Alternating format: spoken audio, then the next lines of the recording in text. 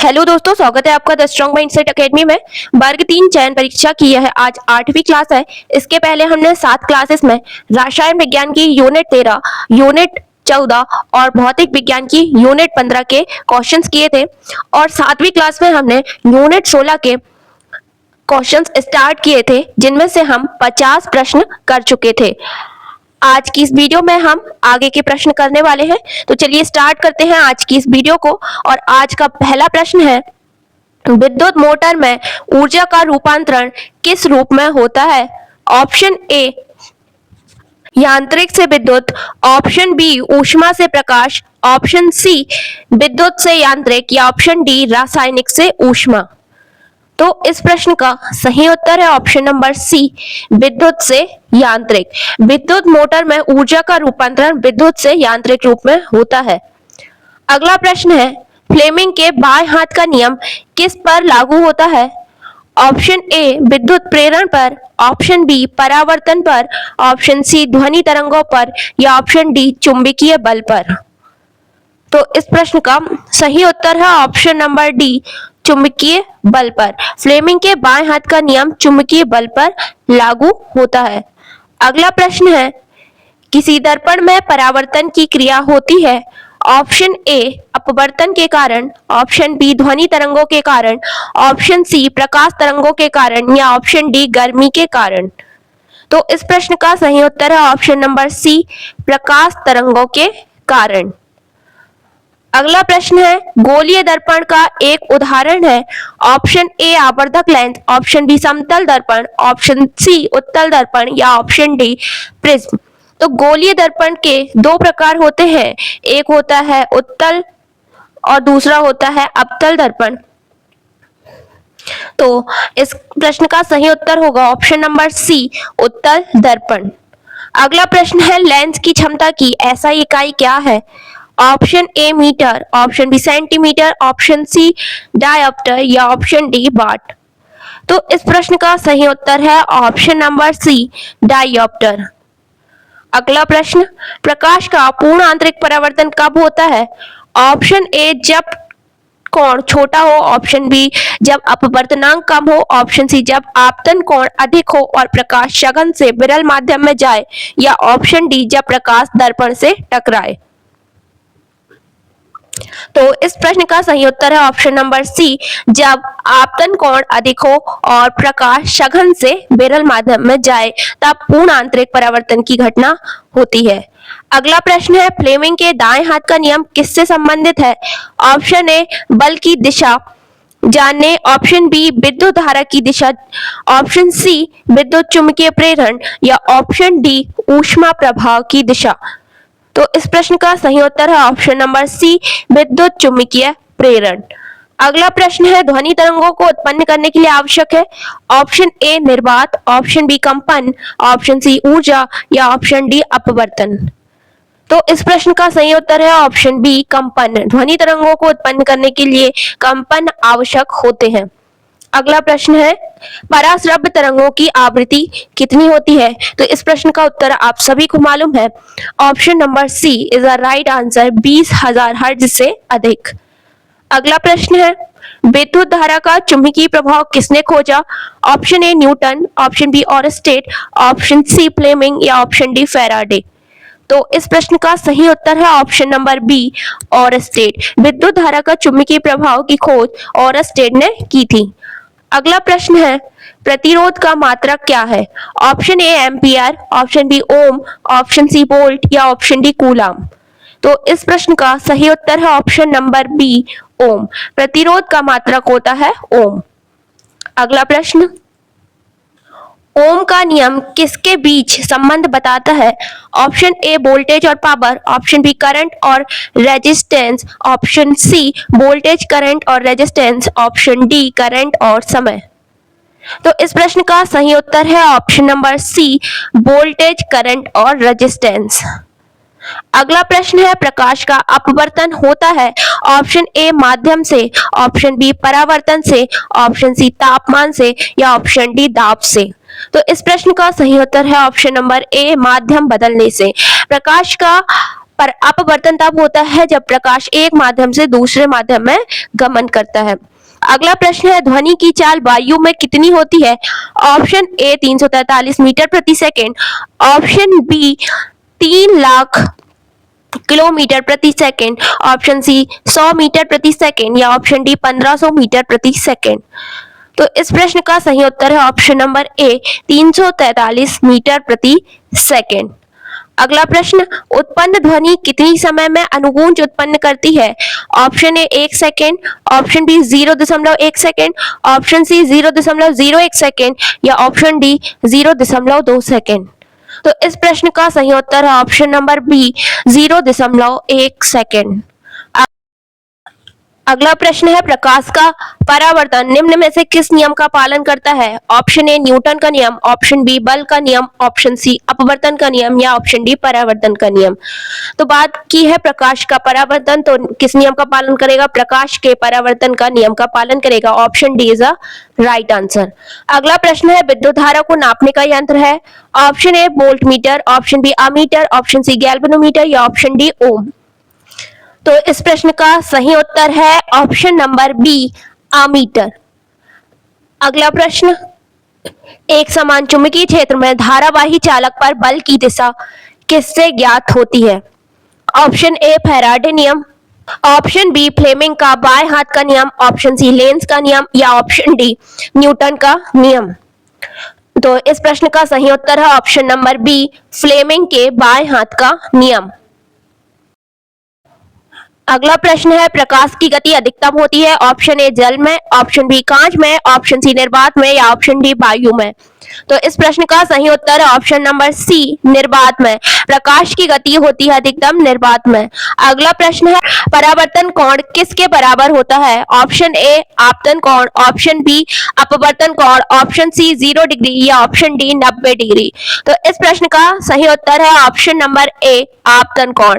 परावर्तन कोण आपतन कोण के बराबर होता है। अगला प्रश्न है, वोल्ट मीटर को परिपथ में कैसे जोड़ा जाता है?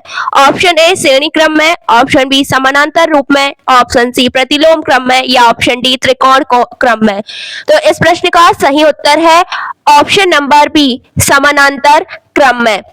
समानांतर रूप से वोल्ट मीटर को परिपथ में जोड़ा जाता है। अगला प्रश्न है, चालक का प्रतिरोध किस पर निर्भर करता है? ऑप्शन ए चालक की लंबाई, ऑप्शन बी चालक का क्षेत्रफल, ऑप्शन सी चालक की प्रकृति या ऑप्शन डी उपरोक्त सभी। तो इस प्रश्न का सही उत्तर है ऑप्शन नंबर डी उपरोक्त सभी। चालक का प्रतिरोध चालक की लंबाई, क्षेत्रफल और प्रकृति तीनों पर निर्भर करता है। अगला प्रश्न है, विद्युत धारा की इकाई क्या है? Option A volt, option B ohm, option C coulomb या ऑप्शन डी एम्पियर।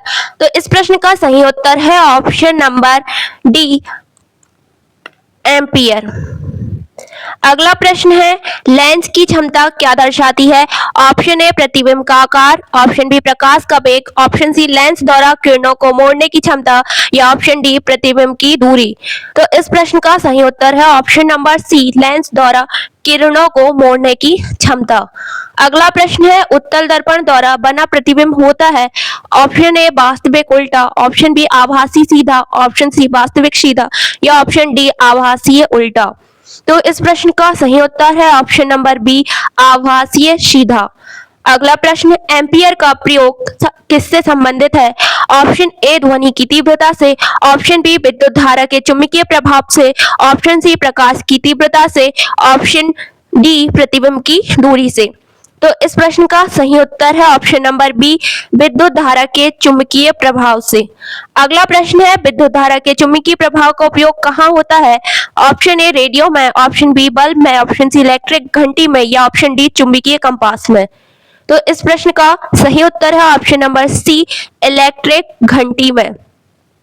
अगला प्रश्न है, प्रकाश का अपवर्तन होता है जब? ऑप्शन ए जब समान माध्यम से गुजरता है, ऑप्शन बी वह दो पारदर्शी माध्यमों की सीमा से गुजरता है, ऑप्शन सी वह दर्पण से टकराता है या ऑप्शन डी वह परावर्तित होता है। यह प्रश्न रिपीटेड है, इस प्रश्न का आंसर है ऑप्शन बी, दो पारदर्शी माध्यमों की सीमा से गुजरता है। अगला प्रश्न है, अनुगूंज उत्पन्न करने के लिए न्यूनतम दूरी कितनी होनी चाहिए? Option A 5.5 metre, option B 17 metre, option C 15 metre या ऑप्शन डी 20 मीटर। तो इस प्रश्न का सही उत्तर है ऑप्शन नंबर बी, 17 मीटर। अगला प्रश्न, विद्युत धारा का एसआई मात्रक। तो विद्युत धारा का एसआई मात्रक क्या होता है? Ampere. Option C is a right answer.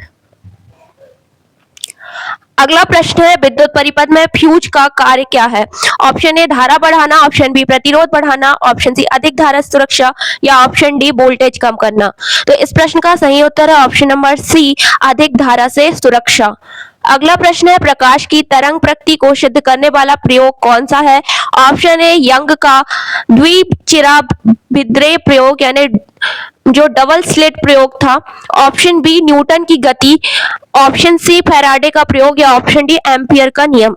तो इस प्रश्न का सही उत्तर है ऑप्शन ए, यंग का डबल स्लिट प्रयोग था जो वह प्रकाश तरंग की प्रकृति को सिद्ध करने वाला प्रयोग था। अगला प्रश्न है, लेंस का सूत्र क्या है? तो लेंस का सूत्र है option B is the right answer, 1/f = 1/v - 1/u। अगला प्रश्न, उत्तल लेंस की क्षमता होती है ऑप्शन ए धनात्मक, ऑप्शन बी ऋणात्मक, ऑप्शन सी शून्य या ऑप्शन डी अनिश्चित। तो इस प्रश्न का सही उत्तर है ऑप्शन नंबर ए, धनात्मक। अगला प्रश्न है, ध्वनि तरंगे होती हैं। तो ध्वनि तरंगे किस प्रकार की ध्वनि तरंगे होती हैं? तरंगे होती हैं ऑप्शन ए, अनुदैर्घ्य तरंगे। अगला प्रश्न है, पराश्रव्य तरंगों का उपयोग कहाँ होता है? तो पराश्रव्य तरंगों का उपयोग होता है सोनोग्राफी में, अल्ट्रासाउंड में। अगला प्रश्न है, विद्युत प्रेरण की खोज किसने की? ऑप्शन ए ओम ने, ऑप्शन बी न्यूटन ने, ऑप्शन सी फैराडे या ऑप्शन डी कूलाम। तो इस प्रश्न का सही उत्तर है ऑप्शन नंबर सी, फैराडे। विद्युत प्रेरण की खोज माइकल फैराडे ने की थी। अगला प्रश्न है, जब कोई चालक चुंबकीय क्षेत्र में गति करता है तो उसमें उत्पन्न धारा क्या कहते हैं? ऑप्शन ए प्रतिरोधी धारा, ऑप्शन बी प्रेरित धारा, ऑप्शन सी स्थायी धारा या ऑप्शन डी रेखीय धारा। तो इस प्रश्न का सही उत्तर है ऑप्शन बी, प्रेरित धारा। जब कोई चालक चुंबकीय क्षेत्र में गति करे तो उसमें उत्पन्न धारा प्रेरित धारा कहलाती है। अगला प्रश्न है, फ्लेमिंग के दाएं हाथ का नियम किस घटना पर आधारित है?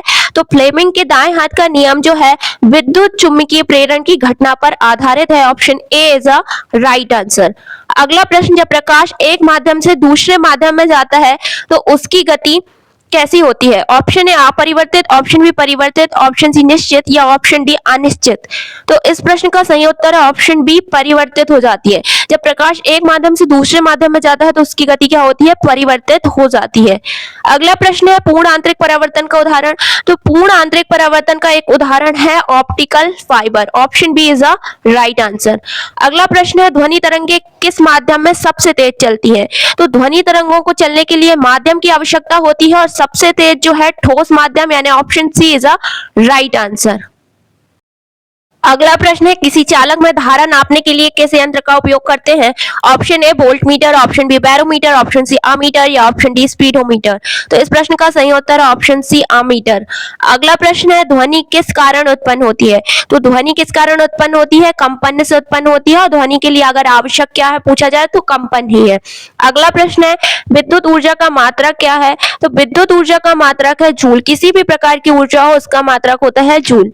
अगला प्रश्न है, ध्वनि का बेहतर परावर्तन किससे होगा? ऑप्शन ए चिकनी सतह, ऑप्शन बी खुरदुरी सतह, ऑप्शन सी गैस से या ऑप्शन डी निर्वात में।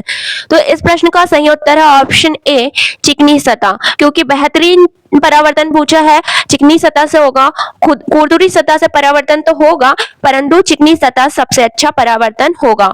अगला प्रश्न है, ध्वनि तरंगे किसके बिना संचरित नहीं हो सकती? तो ध्वनि तरंगे जो है माध्यम के बिना संचरित नहीं हो सकती। Option C is a right answer. प्रकाश का वेग निर्वात में होता है तो प्रकाश का वेग निर्वात में कितना होता है? 3×10⁸ मीटर प्रति second. Option A is a right answer. अगला प्रश्न है, परावर्तन में कोणों का संबंध होता है। तो परावर्तन के नियम में हमने पढ़ा है परावर्तन कोण और आपतन कोण क्या होता है? बराबर, यानी option B is a right answer. परावर्तन कोण इक्वल्स टू आपतन कोण। अंतिम प्रश्न है आज का, एक अवतल लेंस द्वारा बना प्रतिबिंब किस प्रकार का होता है? ऑप्शन ए आभासी सीधा और छोटा, ऑप्शन बी वास्तविक उल्टा, ऑप्शन सी आभासी बड़ा, ऑप्शन डी वास्तविक और बड़ा। तो इस प्रश्न का सही उत्तर हो जाएगा ऑप्शन ए, आभासी सीधा और छोटा। अवतल लेंस द्वारा बना प्रतिबिंब होता है आभासी सीधा और छोटा।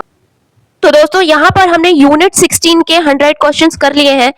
उम्मीद है आपको यह सभी प्रश्नों की सीरीज पसंद आ रही हो। अगर सीरीज पसंद आ रही हो तो लाइक शेयर सब्सक्राइब जरूर करिएगा। मिलते हैं हम नेक्स्ट वीडियो में जिसमें हम करेंगे बायोलॉजी के क्वेश्चंस।